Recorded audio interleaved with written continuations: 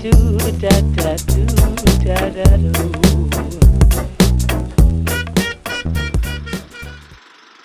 All right, hello. How you doing, Hello. Stephen? Very well, thank you, Konrad. You?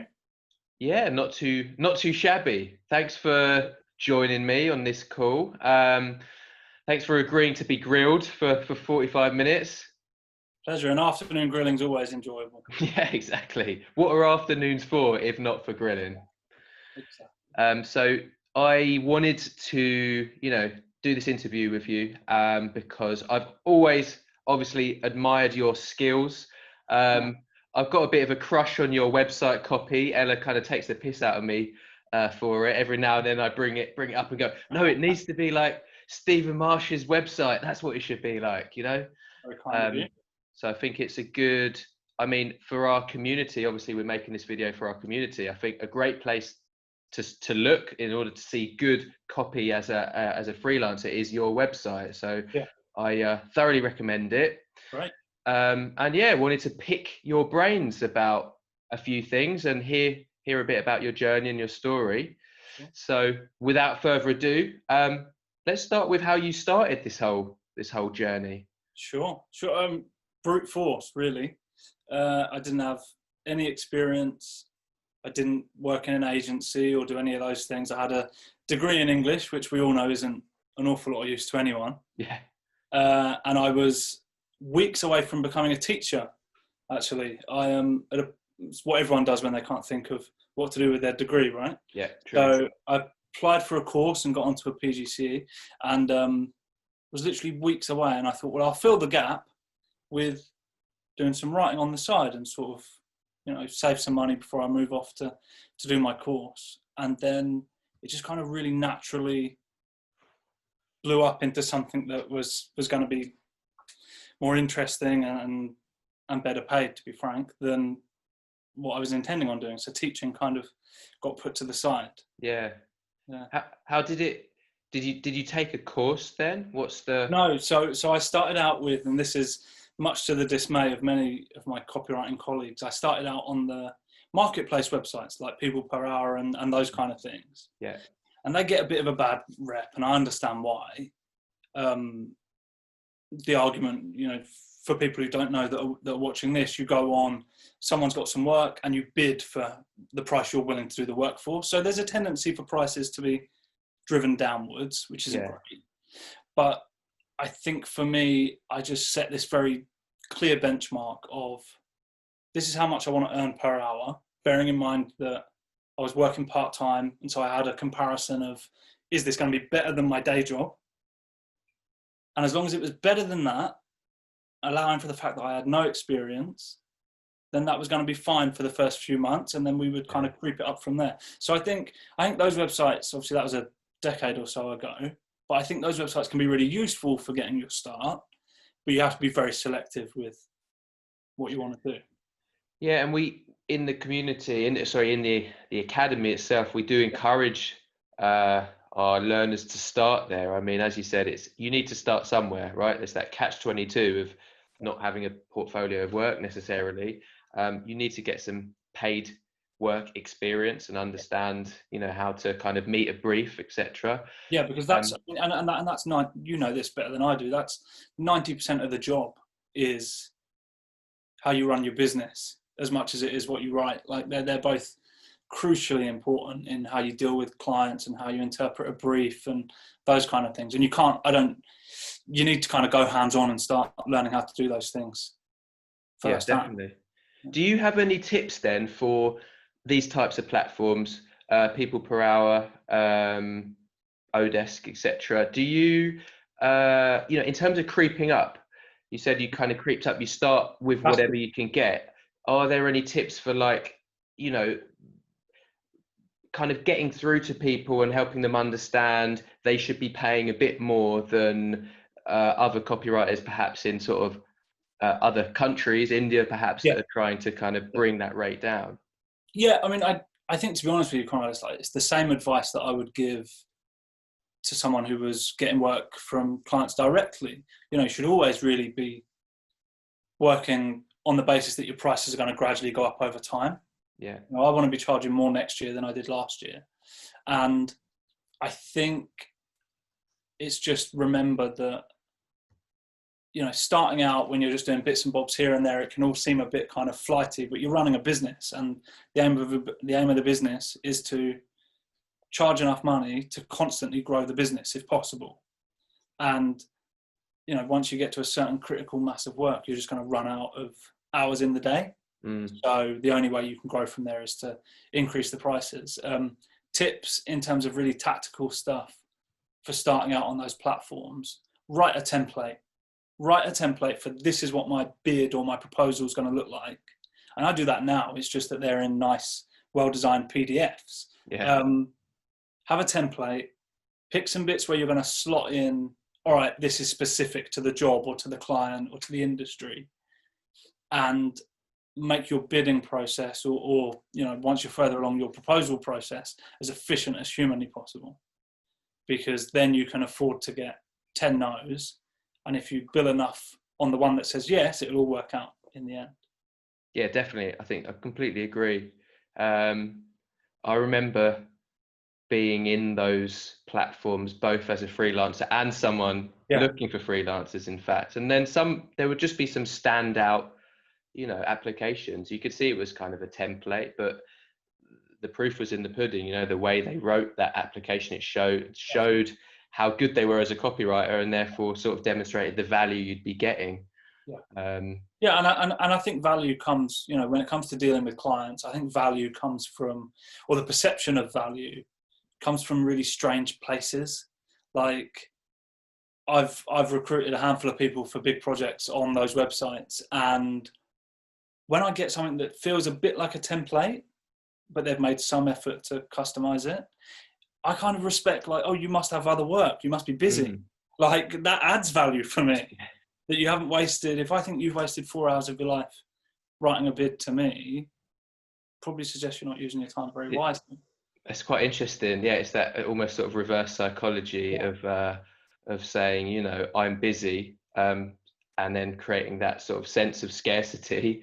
We do the same actually as an agency. We have this kind of very set process of people coming through the site looking for work, usually expecting the power balance to be sort of in their favor. Or here's an RFP, or here's some work. When can you talk to me? I want to talk to you immediately. And we say, we've got kind of templates essentially, and say, this is what we do. This is it. You need to kind of book in a call with me on my Calendly, find a slot. Sorry in advance about the busy schedule. We're in high demand, etc., etc. And suddenly, you're evening out the balance of power there, and you're positioning yourself as someone that is in high demand, and therefore, we want to work with them. It really works. And that's a scary, hard thing to do when you're not in demand. Like, I want to recognize that for people starting out, that's hard to do. But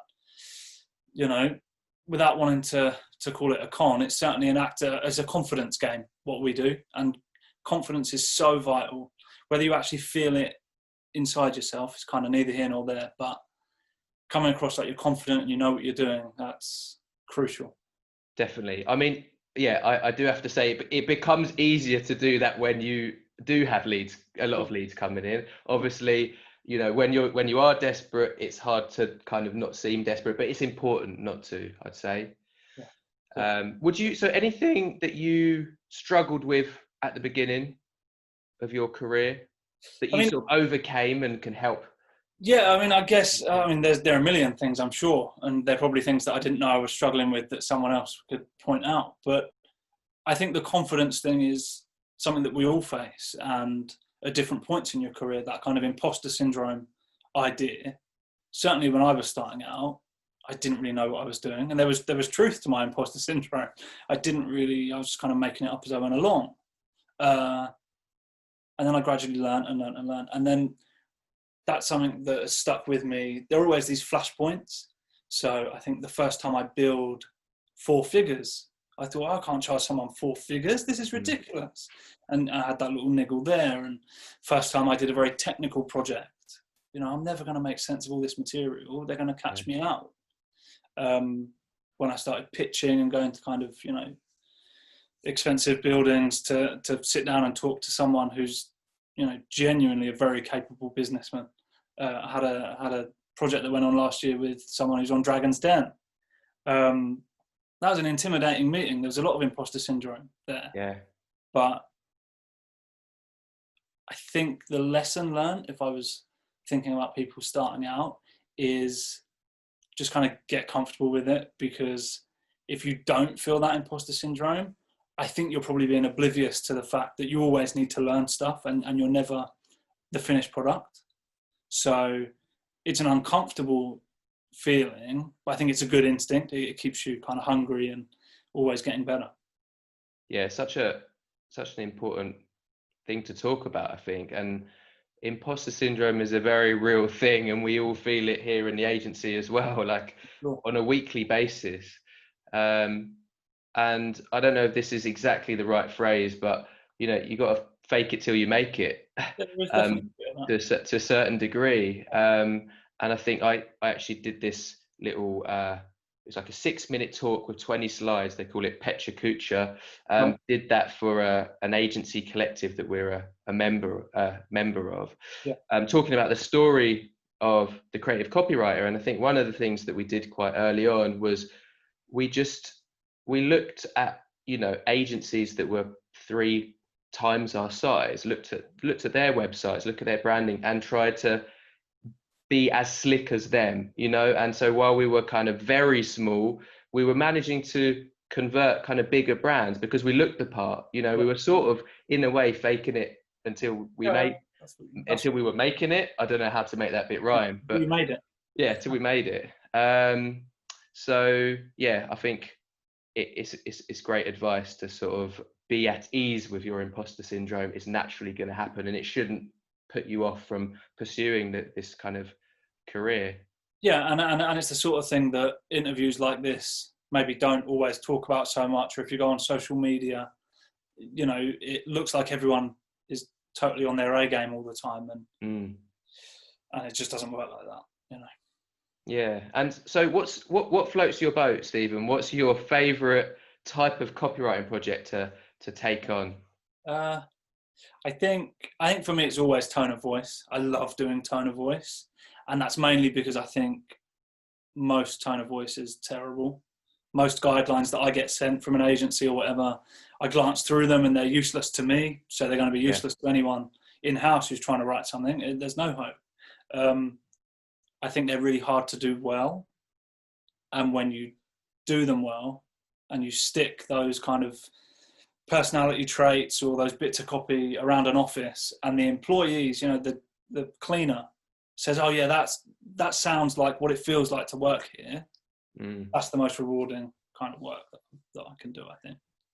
Yeah, I think that it's bringing that strategic element in as well, isn't it? And I think that one thing, I was doing an office hour with the community, and I think they were asking, you know, how can you add more value? How can you kind of get bigger gigs? And for me, elements of strategy, whether it's building tone of voice, whether it's helping with brand strategy to a certain element, or content strategy, or at least really understanding all of that stuff, so that you can kind of, again, even just put a few of these buzzwords in your in your proposals.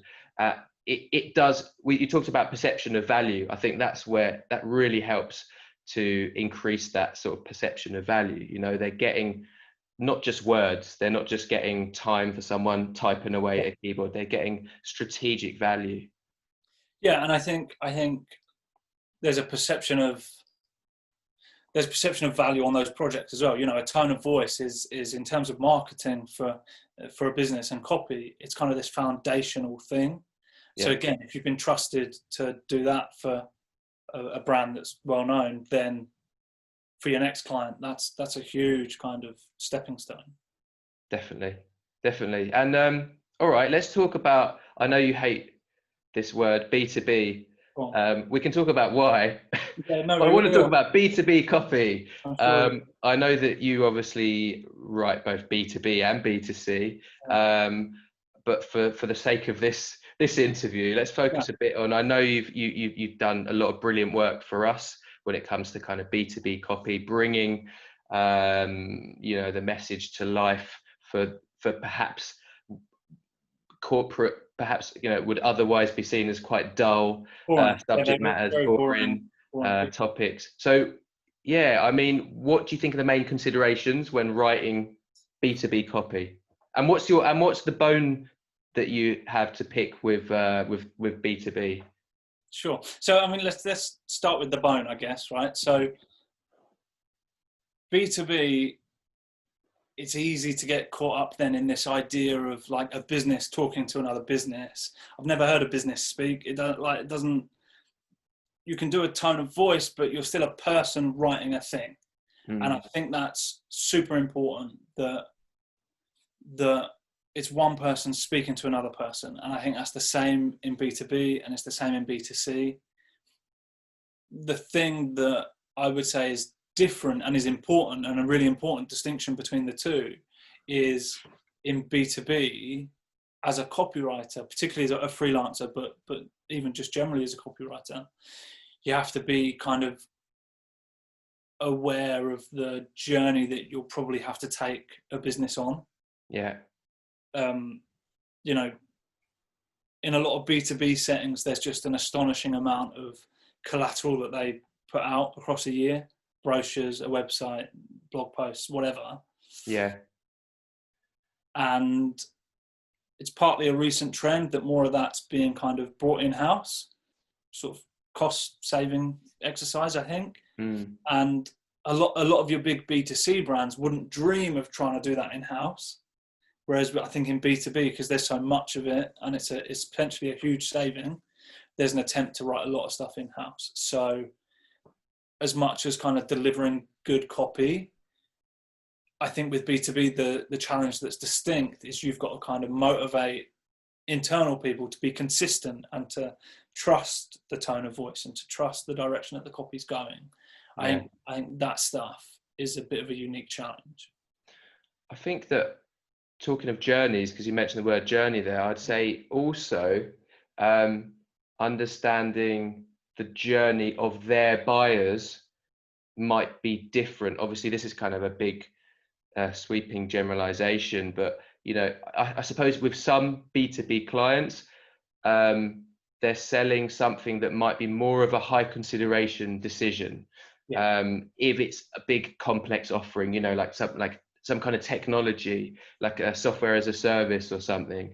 So their buyers, well, we often talk about emotion, right, with copy and triggering and appealing to people's emotions. I think sometimes with B2B, especially if it's a high consideration decision, you need to think about the emotion, yeah, but also a lot of it comes down to the logic, because they'll have to go, their buyer will have to, there'll be multiple stakeholders and they'll have to go back and talk about the numbers to the CFO or something. So it might be a little bit more geared towards,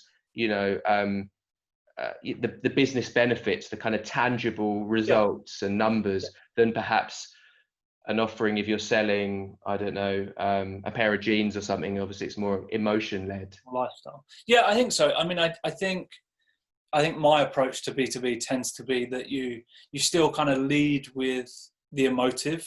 So you're still making someone's life easier, or you're making the workforce happier because they've got the tools they need to do their job, if it's software, for example.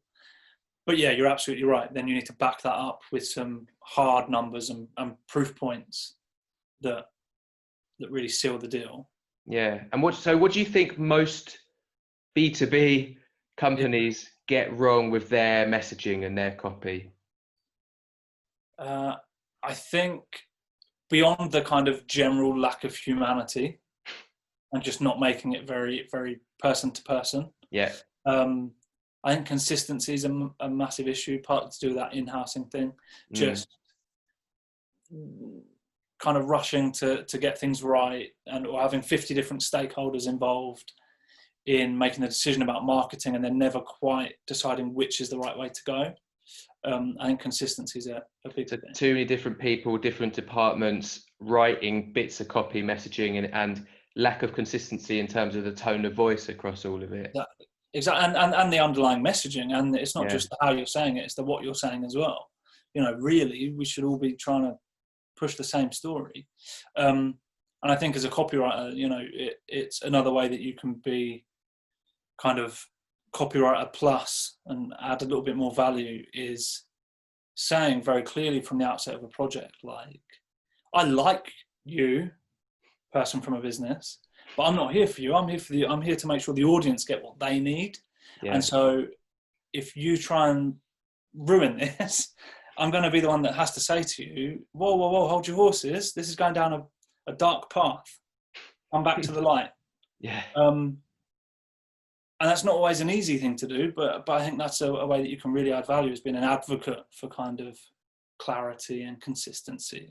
I think that's a really important point. Yeah, stand your ground. It is difficult, and especially, you know, we talked a bit earlier about newbies kind of starting out and imposter syndrome, and, you know, having imposter syndrome and standing your ground might not be necessarily that compatible, but I think it's really important to do so, because it's easy to try and just please the person, your contact, the marketing manager there, but your goal is to get results and to write copy that converts and does what it's supposed to do.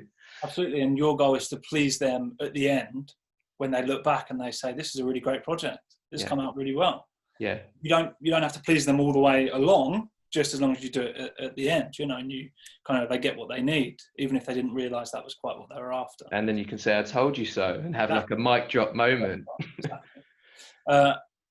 Yeah, I think that's a huge thing. And I guess it's something that I come back to is, again, you know, you go into these places and some of the people you meet are quite intimidating, kind of their business expertise surpasses what mine will ever be. But I've still written more websites than them. And I've still definitely written more, you know, blog posts or, you know, PPC ads or whatever. You've got to remember that you are the authority when it comes to the copy. And even if you're just starting out, within 6 months, a year, you've probably already written more than they're ever going to. So yeah. How much pushback on that note do you get? Like, is it how common is it for you? I think there's always at least one. You know, my rule is kind of one pushback doesn't. I kind of ignore that. I kind of navigate around it and say, all right, I'll take it on board. On the chin. Yeah, and then do what I think is best. It's very rare that someone comes back a second time and says, no, we really insist it needs to be this other way. But again, I think it's that confidence thing. And I think the groundwork for the entire project is done with how you onboard clients and how that first phone call, you know, your first meeting, virtual or otherwise, with a client, that's where they're going to decide, all right, do we trust this person or not? Yeah. And if you get them on board, everything's easy. The amends are easy, the feedback's easy, the sign-off is easy, getting the invoice paid is easy. I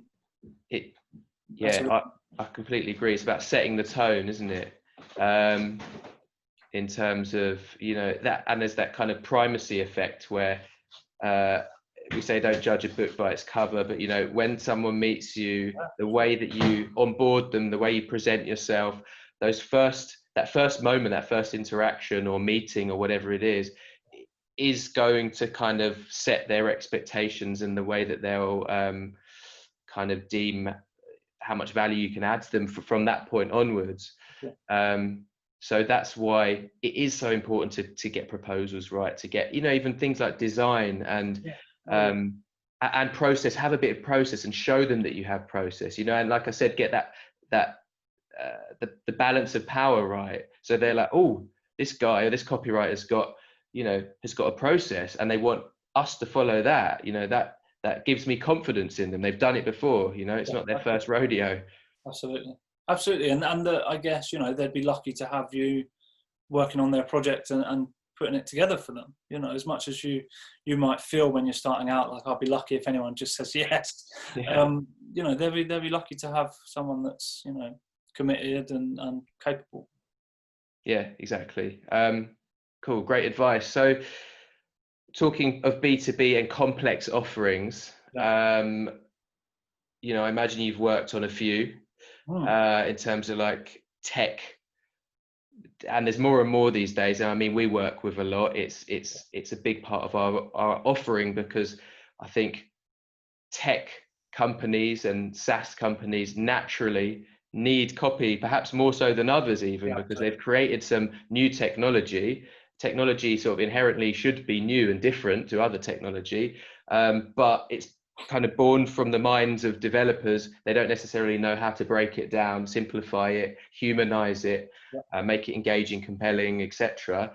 Do you have tips for grasping complex technology? How do you tackle that? Absolutely, I have one that I always come back to, and I seem to say it on the phone all the time. I treat it like a magic trick, right? In the first instance, the first thing you've got to do is the incredible illusion. No one really wants to know how it's done. But that comes afterwards. That's secondary. Okay? So focus on the magic and not the kind of sleight of hand. And the other thing is just say less. Like, there's always an attempt, particularly in tech, and especially on a website, to take someone from not even knowing they had a problem right through to ordering online, right? It's like, no, let's think in smaller steps, right? Maybe this website, or this page of a website at least, can just take them from not being interested at all to slightly paying attention. That's a much more realistic ambition for a page of a website. Yeah. And if you can get them there, you can get them to click to the next bit. And then, all right, maybe you can take them a little bit further, but it's inches, not miles. And I think the biggest thing that I think it's a Dave Trott book that says about advertising being a zero-sum game, and kind of the more things you include, they're all taken away from each other. Yeah. Right? One idea, one message presented really well is going to be more impactful than throwing 50 different things and seeing what sticks. So say less. Always say less than you think you need to say. Yeah, I love that. Yeah, we sort of talk about the rule of one, one right for, not even just one idea for that page, but kind of right for one person as well. Who's the buyer that is, bringing in the most amount of revenue? The buyer that's spending more, that's talking about your business, that's, referring, that's sharing, who's, if there is one, who's that buyer? It's much better to write for one person than for the masses. And using the word, I think I was talking about this the other day, using the word whether is risky, right? Whether you're this or that, or a designer, or a marketer, or a flower arranger, we've got something for you. And that's just, it doesn't appeal to anyone in particular. So kind of people's eyes will glaze over, they'll leave and they'll go to the website, the business, the offering that's targeted specifically at them. Exactly. And I think it's maybe more of a B2C concern, I guess, but there are those clients where you say, who's the audience? And they say, well, everyone. Yeah. That may be true. Like, there are brands that appeal to everyone, but for the sake of argument, we need to pick one. We need to, otherwise it's just impossible. But you've got to be kind of targeted as much as possible. Definitely. I mean, from a business perspective, and then from a copy and messaging perspective as well. We worked with a company, I won't name names, that were basically doing that. They had it. We just couldn't get our head around what they did. It was so many different things, all wrapped up in one. We essentially, they wanted content and copy, but we ended up stripping it back and saying, let's do brand strategy first. You really need it. And I gave the example of, quite a lot of the restaurants down here in Southeast London, the sort of restaurants that, offer kind of pizza, Chinese, Indian, like anything and everything, all frozen in the back, right? Yeah. And you get those menus and there's like 40 things on the menu. And it seems intuitive to them that, we want, anyone could come in here. We want something for everyone. But obviously they're terrible and the quality's terrible for you can't have all that stuff and do a good job. And then, I sort of juxtaposed that with lobster and burger. Is it burger and lobster or lobster and burger? Can't remember, but that's what they do. They do burgers and lobster. And then you get a lobster burger as three things but really, really sort of gourmet, high quality, really good, really successful chain. And yeah, I suppose with any kind of business, that's what you want. You want that simplified messaging and simplified offering that people can just understand in an instant. Yeah, and I think if nothing else, it gives you an identity as a brand as well. Like our identities as humans are so wrapped up in the people that we choose to surround ourselves with, and I think it's the same for brands. If you don't kind of put a stake in the ground and try and appeal to someone specific, you're just kind of you kind of become grey and you kind of blend in, and no one remembers who you are or what you do, let alone why they should care. Yeah, totally. It's like if I removed the hat, who would I be? I've been trying to phase it out and get bow tie in, etc. People are getting angry. They're like, I don't even recognize you. Like, who are you? Understandable. Yeah, this is my one thing. That's my one thing. The hat. You've sealed the deal. Yeah. I love that you mentioned nudging, just doing enough in that one page. Just think about that one step. Yeah. And I often talk about marketing as being selling the next step. Yeah. Right? People are in a different part of their journey at any one time. You can't get them from, let's say unaware to raving sort of fan / converted at the bottom in one go. That's why content marketing exists, because you need to take them from that stage of awareness to the next one, and nudge them one step further. Yeah. So I want to talk about a slightly different subject, which is wireframing. I know that when you provide copy, you've kind of always naturally done, I don't know if it was always natural or you developed it at some point. When you're writing copy for a new website, they're rebranding or they're, a brand new startup, for example, when you're writing it on a Google Doc, you always try to demonstrate how you see that copy being divided. Let's say it's different columns, etc. Yeah. So it's almost like wireframing without the design elements, but there's an element of it in there. And can you explain that to our newbies?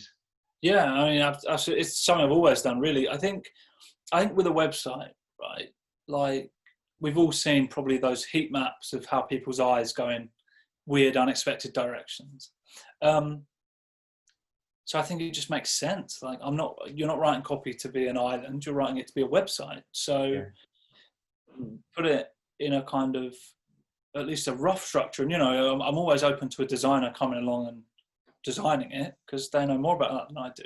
Yeah. But just giving it a flavor of how it breaks up across the page and how what you've got in a Word document or a Google Doc is going to translate into something that's digestible and easy to understand and like a website, and that's another one of those common mistakes across B2C and B2B.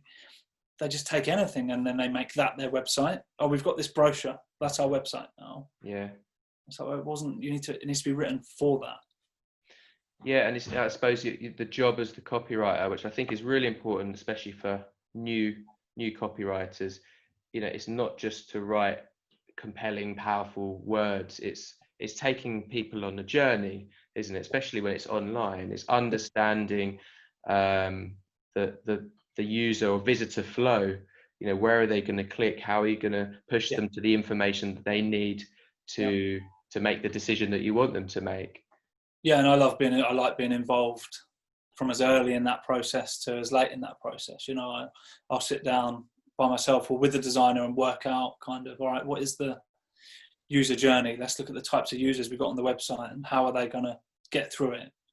And right at the other end, once something's in a design and it's built and developed, it's great to sit down with it and go through it, because maybe your headline that seemed really, really great now takes up 2 lines rather than 1. And it's great, but it's not great enough to take up 2 lines. So you're going to edit it. There's loads of things that I will do to copy once it's in design to just kind of take it up a level. And on that note, we're sort of talking about it in a way, but information architecture is something that perhaps copywriters can get involved in for sure. And I suppose it's a preliminary step even before wireframing potentially. I mean, I personally think there's loads of overlap between these Oh. things, and it's not like this is definitely how you must do it. It does that first and then that. How would you tackle like an IA, as they call it, an information architecture? Well, so the thing that I think a lot of brands miss is the only way to do something like that is to ask the people that are going to use the website or whatever it is you're putting together. So, quite often these in-house marketing departments or agencies, they'll put together a survey, right, that's conducted by the brand with its existing customers. Yeah. But the problem there is maybe you've incentivized them taking part, or they feel like they have to take part because of their relationship with your business, and it's all kind of confused. So the data in that's super unreliable in my experience. Yeah. Everyone says, oh, the service could be a little bit better, but I don't believe them. It's just because they couldn't think of anything that was kind of as mediocre and inoffensive as that. Yeah. So the best thing in my experience is take the business out of the equation. I get on the phone, or whoever I'm working with gets on the phone, and we'll speak to a customer and we'll say, we're not going to relay this information to anyone else. This is just for us. What's wrong with the website that they've got at the moment, or what's wrong with the brand, or what do you care about? And kind of that stuff's really useful, not just in terms of an IA, but also the language they use. And you can then steal the phrases they used, and you've already got some great headlines to start working with, because that's the language the customer speaks because they spoke it to you. So yeah, super important.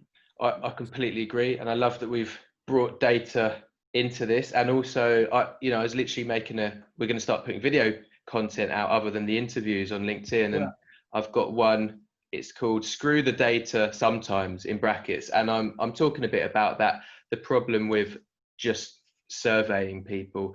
And the issue is that people lie. There's lots of statistics to show that, they bend the truth, and if you force them to answer certain questions, they might answer it in the way that they think you want them to answer it, etc. Their goal isn't to be honest necessarily. Their goal is to get it done so they can get on with their actual stuff they want to do in their life, which isn't your survey. Yeah, and I think there's value in surveys, but if you combine it with other things, buyer interviews, like you said, like a buyer interview, especially a third party, as you said, where you kind of get an unfiltered answer, right? They just get them to talk, As close as you're gonna get, yeah.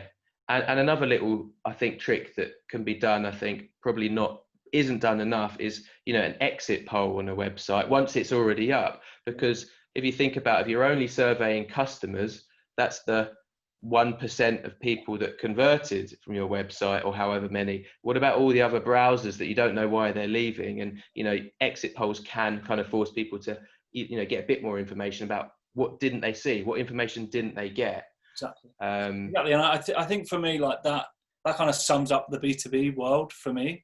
Is people are very scared of being human and of the kind of artistry side of copy, which I think exists, the creative side. And so they're very desperate just to have empirical, objective stuff that they can cling to. And as a copywriter, if you can give them some of that, that's really helpful.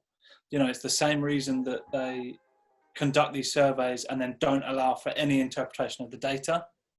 They take it as kind of gospel.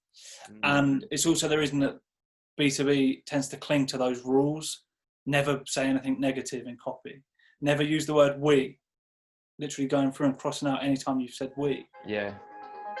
Because it's easier to follow those rules than actually trust the copywriter to kind of guide the process properly. That's it. Yeah, I think it's getting that balance right.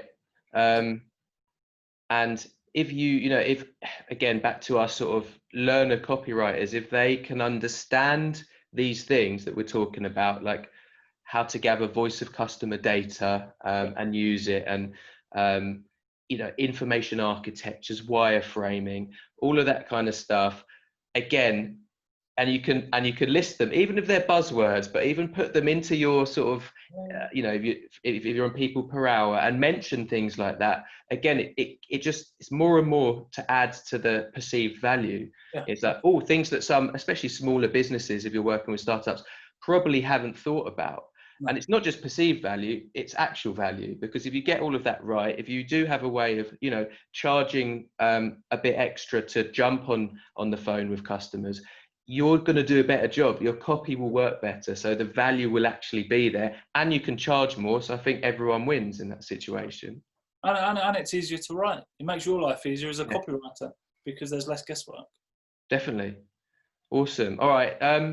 This was perfect. This was one of my favorite interviews. I think we got so much value out of that. Yeah. Thank you so much, Stephen. I thought we might end up talking about Hamilton and hip hop, but maybe we didn't do any Hamilton. Oh my! There was no Hamilton. Here's a little number at the end. Here's a tease. We'll do a second part one day, and it'll be Hamilton and toxic online communities. That's what you can look forward to in the future. Oh my! That's a good teaser. That's a cliffhanger there. They'll be waiting for the second interview. Amazing. Thanks so much, mate. Really appreciate it. Anytime. All right. And everyone will see you in the community. Thanks for your ongoing feedback, of course. Perfect. Cheers, Konrad. Cheers, mate. Bye.